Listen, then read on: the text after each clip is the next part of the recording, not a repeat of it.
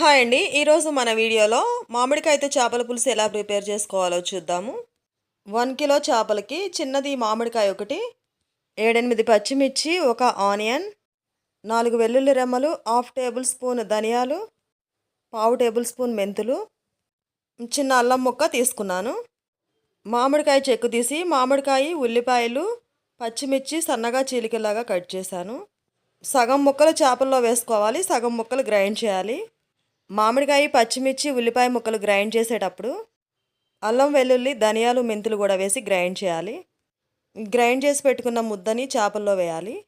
2 table స్పూన్ల కళ్ళుప్పు, 2 table స్పూన్ల కారం, హాఫ్ టేబుల్ స్పూన్ పసుపు, 100 గ్రామ్స్ ఆయిల్ వేసి ముక్కకి బాగా పట్టించి 1 అవర్ నానబెట్టుకోవాలి.